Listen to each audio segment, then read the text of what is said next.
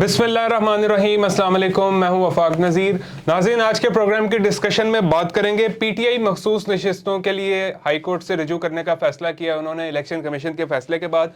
फिर साइफर और तोशा खाना केसेस में समाअत होने जा रही है सज़ाओं के खिलाफ। तौहीन अदालत केस में डीसी की दरख्वास्त पर भी समाअत होने जा रही है।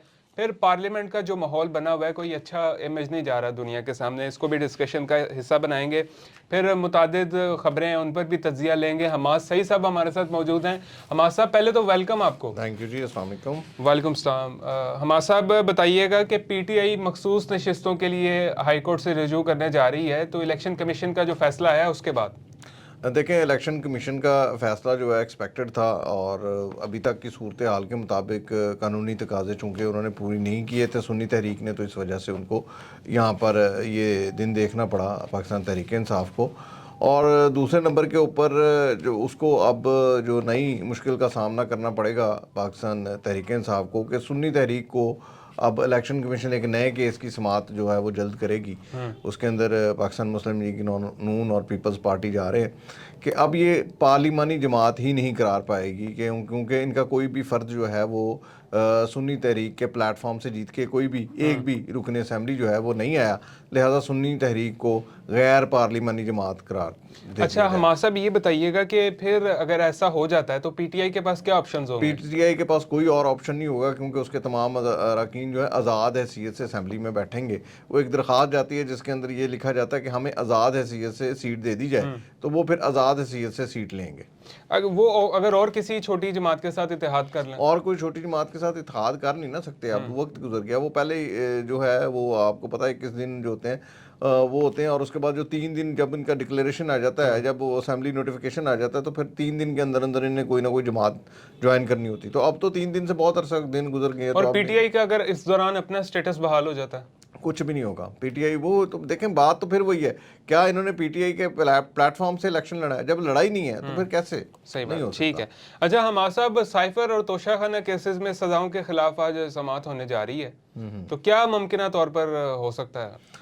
मुमकिन तौर पर जी आज तो डेट ही डलेगी, और मुमकिन तौर पे इस समाअत को जो है वो कंटिन्यू करते हुए मैं समझता हूँ कि इसके ऊपर फ़ैसले को बरकरार रखा जाएगा जी। और मेरा ख्याल है जहाँ तक कि ये फ़ैसले बरकरार रहेंगे और फिर अल्टीमेटली इनको सुप्रीम कोर्ट की तरफ भेज दिया जाएगा।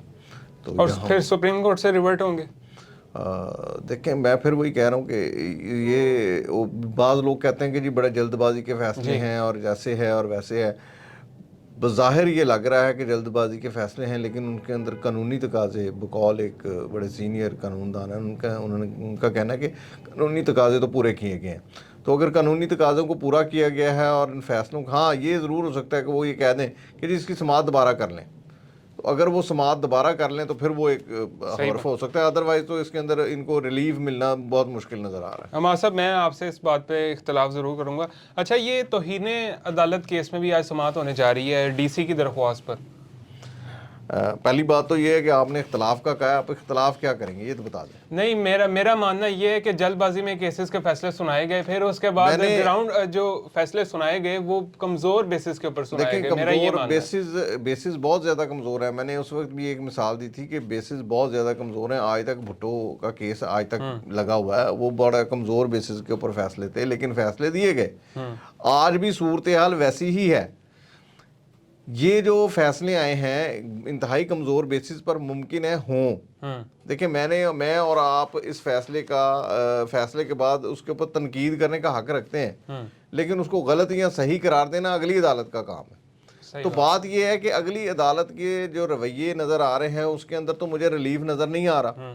तो मैं ऐसे आपको कह दूं, मैं तो बड़ा वाज़ेह तौर पे पहले भी कहा था कि इनको सजा हो जानी। रवैयों में रिलीफ ना भी हो, अगर कानून के मुताबिक बात की जाए तो फिर मैं तो यही ये कह रिवर्ट हो मैं जाएंगे। यही कह रहा हूं कि कानून के मुताबिक अल्टीमेटली यही हो सकता है कि इसको दोबारा सुन लिया जाए। सही बात है। लेकिन ये बकौल एक उसको वो चोरी, बात ये है कि एक बड़ा चोर है, उसको चोरी करने का तरीका आता था और वो बच गया। इसको चोरी करने का तरीका नहीं आया, ये फंस गया। जो फंस जाता है वो कहता है मुझे तरीका नहीं आया। बात ये है कि ये फंस गए हैं। सूरत हाल ये है, अगर आप ये कहें कि ये बड़े अच्छे हैं या वो बड़े अच्छे हैं तो मैं किसी को 100% मार्क्स नहीं दे सकता। मैं सिर्फ ये कहूँगा کہ جو عدالت نے فیصلہ دیا ہے اس کے اوپر زیادہ سے زیادہ یہ کہا جا سکے گا کہ جی آپ اس کو کیس کو واپس لے جائیں، لیکن مجھے سپریم کورٹ سے نیچے ان کو پورا انصاف ملتا ہوا نظر نہیں آ رہا۔ لیکن ہم صاحب آپ میری پریڈکشن اپنے پاس لکھ کے رکھ لیں، یہ فیصلے ریورٹ ہوں گے؟ نہیں، ہو اگر جائیں ابھی گے، رویوں کی وجہ سے نہیں بھی ہوتے نا تو یہ آگے چل کے ریورٹ آگے ہو ہونے جائیں گے، ریورٹ ہو جائیں گے، لیکن اگر میں پھر وہی ہے کہ عمران خان باہر آ جائے گا تو مسئلہ یہ ہے کہ یہ ابھی فی الحال 1-1.5 سال تو ایسا نظر نہیں آ رہا۔ ٹھیک ہے۔ اچھا ہمارا صاحب ڈی سی کی طرف آؤں گا، توہین عدالت کیس میں اس کی درخواست کے خلاف سماعت ہونے جا رہی ہے، کیا کہیں گے؟ دیکھیں سوشل میڈیا کے اوپر ایک طرف تو یہ چل رہا ہے کہ یہ بالکل ٹھیک فیصلہ تھا، اور دوسری طرف یہ چل رہا ہے کہ یہ اپنا 9 مئی کے ملزمان کو جو ہے وہ سزا ہوئی ہے۔ اب 9 مئی کے وہ کہتے ہیں ملزمان کو کیا سزا ہوئی، انہوں نے کہا جی اس ڈی سی نے شہریار افریدی کو جو ہے وہ اریسٹ رکھنے کا، یا وہ ہاؤس اریسٹ جس کو کہتے ہیں ایم پی او کے تحت بند رکھنے کا فیصلہ کیا تھا، وہ درست تھا، اور عدالت نے جب ان کو چھڑوایا تو پھر 9 مئی ہو گیا۔ تو اب عدالت نے یہ کہا ہے کہ چونکہ ڈی سی کون ہوتے ہیں خود سے یہ فیصلہ کرنے والے؟ جب اعلیٰ عدلیہ نے فیصلہ سنا دیا وہ پابند ہے فیصلہ ماننے انہوں نے تو دیکھیں بات یہ ہے کہ بھائی بات یہ انگریز کا قانون ہے جی، اور ہم آج تک اس انگریز کے قانون کو فالو کرتے ہیں۔ اب آپ یہ دیکھیں کہ انگریز کے قانون کے تحت ہمارے ڈی سی او آج تک کام کر رہے ہیں، اس کو تبدیل نہیں کیا جا رہا۔ پاکستان تحریک انصاف کے پاس موقع تھا وہ تبدیل کرتی، پھر دوسری جماعتیں انہوں نے بھی کل یہ نون لیگ نے بھی شور مچانا ہے، یہ اللہ کا فضل ہے، ان کے اوپر وقت آ جانا ہے، اور جب وہ وقت آئے گا پھر میں پوچھوں گا اب کیا ہوا۔ ڈی سی او کے پاس اتنے زیادہ اختیارات ہیں، ایک ایس ایچ او اور ایک ڈی سی او کے پاس اتنے اختیارات ہیں کہ لامحدود اختیارات ہیں۔ عدالت نے کہا رہا کر دو، انہوں نے مان لیا جی ہم نے رہائی دے دی، اگلے لمحے پھر آرڈر جاری کر دیا، پھر عدالت نے کہا رہا کر دو، پھر رہا کیا، پھر آرڈر جاری کر دیا، یعنی کہ ایک انہوں نے مذاق بنایا ہوا یہ تھا۔ قانون ان کی جاگیر تھوڑی ہے، ان کو تو فالو کرنا ہے، عدالت کو نہیں کریں گے تو توہین عدالت obviously ہوگا۔ ہمارے ہاں قانون کو ایک لاسٹک سمجھا جاتا ہے، لاسٹک سمجھتے ہیں وہ ایک سمجھا جاتا ہے کہ اس طرح کھینچ لو، اس طرح کھینچ لو، یعنی کہ وہ انہوں نے مذاق بنایا ہوا ہے۔ عدالت جب بھی سزا دیتی ہے، ایک جو قانون کو سمجھتے ہیں وہ لوگ کہتے ہیں کہ بہت اچھا کیا فیصلہ، اور جو ہوتے ہیں دوسرے لوگ وہ کہتے ہیں نہیں جی نہیں یہ تو فلاں ہو گیا۔ بات یہ ہے کہ ڈی سی او کو کس نے کہا ہے؟ ہائی کورٹ جانے، ہائی کورٹ کا کام جانے، جب تمہیں ہائی کورٹ نے کہا رہا کر دو، تم نے پھر وہ رہائی لکھ کے اور فوراً ایک نیا ایم پی او جاری کر دیا۔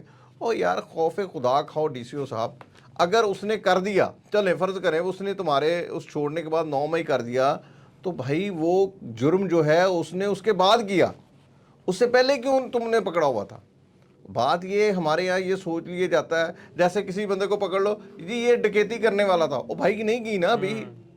یہ ہمارے یہاں ایک اختیارات کا ناجائز استعمال ہے جو شروع سے ہم کرتے آ رہے ہیں اور آئندہ بھی کرتے رہیں گے جب تک کہ اس قانون کو بدلا نہیں جائے گا۔ اور معذرت کے ساتھ پاکستان کا جو قانون ہے اس کے اوپر میں یہی کہوں گا انا للہ و انا الیہ انا لہ راجعون، بالکل یہ تو سب ہر بندہ پڑھتا ہے۔ اچھا ہمارا صاحب پارلیمنٹ کا جو ماحول بنا ہوا ہے کوئی اچھا امیج نہیں جا رہا دنیا کے سامنے، بیرسٹر گوہر اور پیپلز پارٹی کے درمیان جو تکرار ہوئی وہ بھی آپ کے سامنے ہے۔ میں نے ویلاگ میں پہلے بھی کہا کہ اس ملک کے معاشی اور اقتصادی حالات جو ہیں اس قدر دگرگوں ہیں، اس وقت قدر صورتحال خراب ہے، ابتری کی طرف جا رہی ہے کہ ملک تباہ ہو سکتا ہے۔ یہ پارلیمان جو ہے یہ ایک ایسا فورم ہے جس کو جہاں پر لوگ سمجھتے ہیں کہ بڑے سمجھدار اور انٹلیکچوئل قسم کے لوگ آتے ہیں، لیکن ہماری بدقسمتی ہے ہمارے یہاں ان پڑھ اور جاہل قسم کے لوگ آتے ہیں۔ میں سمجھتا ہوں کہ جو قرآن پاک پڑھتا ہے اور قرآن پاک کی صورتوں کو آیات کو سمجھتا ہے وہ پڑھا لکھا ہے میری نظر میں، جاہل نہیں ہے۔ لیکن یہ لوگ میرا خیال ہے اسلامی جمہوریہ پاکستان کے پارلیمنٹیرین نہیں ہیں جہاں پر ایک دوسرے کی ماؤں بہنوں کو گالیاں دی جاتی ہیں، ایک دوسرے کے اوپر ہاتھا پائی کی جاتی ہے، ایک دوسرے کے ساتھ بدتمیزیاں کی جاتی ہیں۔ اس مقصد کو خدا کے لیے ختم کریں اور پارلیمنٹ کو جو ہے وہ ایک ایسا فورم بنائیں جہاں پر کہ قانون سازی ہو، چاہے اپوزیشن جتنی بھی دباؤ کا شکار ہے یا ان کے ساتھ زیادتی ہو چکی ہے، اب تو ہو چکی نا، اب مان لیں یار چھوڑیں، باقی یہ ہے کہ اپنے انصاف کے لیے ضرور لڑیں۔ ٹھیک ہے۔ اچھا ہمارا صاحب بلوچستان نیشنل پارٹی کے سربراہ اختر مینگل نے مطالبہ کیا کہ تمام سیاسی قیدیوں کو رہا کیا جائے۔ بلوچستان میں سیاسی قیدی نہیں ہے، جنگی قیدی ہیں، تو کیا وہاں لوگوں نے ریاست کے خلاف جو ہے وہ بغاوت نہیں کی؟ اگر اختر مینگل ان کی حمایت کرتے ہیں تو پھر وہ پارلیمنٹ کو کیوں مان رہے ہیں؟ دیکھیں یہ اختر مینگل صاحب یہ وہ لوگ ہیں، اختر مینگل سمیت متعدد جو بلوچستان کے لوگ ہیں وہ بلوچستان کے اندر اپنی سیاسی پوزیشن کو جو ہے مستحکم کرنے کی کوشش کرتے ہیں ایسے بیانات دے کے۔ جی یہ لوگ حکومتوں میں بھی رہے ہیں، حکومتوں سے فائدے. کیا اختر مینگل نے گزشتہ حکومت میں حکومتی پارٹی کا پی ٹی آئی کا حصہ نہیں تھے اتحاد کا؟ اس وقت تو یہ اتحاد کا حصہ تھے. اس کے بعد یہ شامل ہو گئے نون لیگ کے ساتھ. آج یہ بیٹھے ہوئے اپوزیشن کے اندر. تو یہ لوگ اپنے دور میں اپنے اپنے وقت میں پیسے بھی لیتے ہیں. یہاں تو یہ پارلیمنٹ رکن بنتے ہی نہ, وہاں کہتے ہیں کہ جی ہم مانتے ہی نہیں ہیں ایسی پارلیمنٹ کو جہاں پر ہمارے حقوق کا تحفظ نہیں کیا جاتا. ہمارا صاحب یہ تو میں تو پھر یہی کہوں گا مہرے ہیں یہ لوگ. یہ دیکھیں, یہ ابھی میں پھر کہہ رہا ہوں کہ یہ اربوں کھربوں روپے کے مالک کیسے بن گئے, کہاں سے آئے اتنا پیسہ؟ سردار اختر مینگل ہو گیا, یہ تمام لوگ جو ہیں یہ لوگ اصول پسند نہیں ہیں. وہاں پر یہ کہتے ہیں جی یہ جنگی قیدی ہیں. بھائی جنگی قیدی ہیں تو انہوں نے کیا پاکستان آرمی کے اوپر حملے نہیں کیے؟ کیا وفاق کے انجینئرز وہاں پر متعدد وفاقی ادارے کام کر رہے ہیں, ان کے انجینئرز کو اغوا کر لینا. اچھا یہ کہتے ہیں جی پنجابیوں کو قتل کیا یا پنجابیوں کو مارا. اچھا سب سے پہلے سوال یہ ہے کہ یہ کیا پنجابی مسلمان نہیں تھے؟ کیا یہ کلمہ گو نہیں تھے؟ جنہوں نے مارا وہ کلمہ گو نہیں تھے؟ یہ سب لوگ ایک دکھاوا کر رہے ہیں, وہاں پر یہ نفرت کے بیج بو رہے ہیں ایسی باتیں کر کے.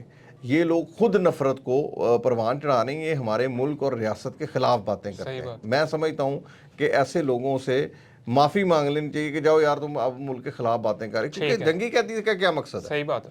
اچھا ہماسا میں اس طرف آؤں گا, پی ٹی آئی رہنما اسد قیصر نے عادل راجہ اور حیدر مہدی کے بیانات کو اہمیت نہ دینے کی درخواست کی ہے, اور وہ کہتے ہیں جی کہ ہمارا اپنا میڈیا سیل موجود ہے, وہ کوئی پارٹی کے ترجمان نہیں ہے. اچھا دیکھیں, بات یہ ہے کہ یہ ایک وہی بات آ گئی کہ بہت عرصہ پہلے میں نے ایک مرتبہ ویلاگ میں کہا تھا کہ پاکستان تحریک انصاف کو ایک وقت ایسا آئے گا کہ مشکل پیش آ جائے گی. عادل راجہ, حیدر مہدی سمیت کوئی 20-22 ایسے لوگ ہیں جن کی وجہ سے عمران خان کی رہائی بھی خطرے میں ہے. یہ لوگ اگر تھوڑا سا سافٹ کارنر رکھیں, دیکھیں آپ تنقید کریں, تنقید کو قانون کے دائرے میں رکھیں. اسد طور کو آپ جانتے ہیں؟ بالکل obviously. ٹھیک ہے, اسد طور سمیت ہمارے متعدد جو صحافیوں کے اوپر مقدمات بنتے ہیں, آپ ان کی لینگویج, ہم ان کو, میں اسد طور کو ذاتی طور پہ میں نے اس کا چینل جو ہے یوٹیوب وہ سبسکرائب کیا, میں اس کو لائک کرتا ہوں ہر مرتبہ, ابھی بھی مجھے بڑا انرجیٹک نوجوان ہے, بڑا گڈ. لیکن آپ یہ عمران ریاض کو دیکھ لیں, بات یہ ہے کہ یہ لوگ بات کرتے ہوئے یہ نہیں سوچتے کہ ہمارے پاس کوئی ثبوت موجود ہے یا نہیں ہے. تنقید ایک حد تک جائز ہوتی ہے, اس کے بعد یہ نفرت بن جاتی ہے. اب بات یہ ہے کہ اسی طرح یہ لاگو ہوتا ہے پاکستان تحریک انصاف کے ان سپوک پرسنز کے اوپر جن کا پارٹی سے کوئی تعلق ہی نہیں ہے, ترجمان نہیں, کسے پارٹی سے تعلق ہو گیا, ترجمان نہیں ہے. اب آپ کے کئی ایسے الفاظ ہیں جو آپ کے لیڈر کے لیے مشکل پیدا کر دیتے ہیں, لہذا خدارہ ایسے لوگوں سے بچیں, پہلے ہاتھ ہی بچیں, اور ان کو کہیں یار تم معافی دے دو, تم اپنے طور پر کرو, پارٹی کو نہ کرو. ابھی بھی پارٹی کے اندر 20 سے 25 ایسے لوگ موجود ہیں جو خان صاحب سمیت پارٹی کے لیے بیج بو رہے ہیں کانٹوں والے. ٹھیک ہے. اچھا ہمارا صاحب عمر ایوب اپوزیشن لیڈر, پھر اس کے بعد بیرسٹر گوہر پبلک اکاؤنٹس کمیٹی کا سربراہ, اسد قیصر پارلیمانی لیڈر سنی اتحاد کونسل کا, مطلب اس کی منظوری کے لیے اسپیکر کو جو درخواست ہے وہ لکھ دی گئی ہے. شیر افضل مروت سمیت جو دیگر لوگ ہیں جو جن کے بارے میں یہ تاثر ہے کہ یہ مزاحمت کرنے والے لوگ ہیں, ان کو نظر انداز کر دیا گیا. دیکھیں نظر انداز بالکل کیا گیا ہے. عمران خان صاحب سے شاید اس کا مشورہ بعد میں ہو, یا اگر لے لیا گیا ہے تو پھر بھی مجھے حیرت ہے کہ عمران خان صاحب نے کیسے یہ برداشت کر لیا, کیونکہ گوہر ایوب کے متعلق تو بڑا واضح ہے کہ یہ بہت سافٹ کارنر رکھتے ہیں, اور ویسے بھی بہت سافٹ, میں سمجھتا ہوں بڑے سافٹلی انسان ہے, یہ مان جاتے ہیں. جو شیر افضل مروت ہے وہ واقعی شیر ہے, وہ نہیں مانتا, وہ کہتا ہے نا میں نے کہا ہے نا, اور بڑا ویل ایجوکیٹڈ ہے اور قانون کو سمجھتا ہے. وہ کہ گوہر صاحب بھی بیرسٹر ہے, لیکن میں سمجھتا ہوں کہ شیر افضل تھوڑا اگریسو ہے. اگر وہ شیر افضل مروت کو ان میں سے کوئی ایک عہدہ بھی دے دیتے تو میرا خیال ہے پارٹی پوزیشن بہت بہتر ہو جاتی. ٹھیک ہو گیا, بہت شکریہ. حماد سعید صاحب ہمارے ساتھ موجود تھے. ناظرین, پاکستان کا جو قانون ہے کافی افسوسناک صورتحال ہے. یہاں پہ جو اربوں خربوں کا چور ہے وہ باہر ہوتا ہے اور بیچارہ سائیکل چور عمر بھر جیل میں کاٹ دیتا ہے. تو اسی کے ساتھ یہ تھا ہمارا آج کا پروگرام. نیکسٹ میں پھر ملاقات ہوگی. اللہ حافظ.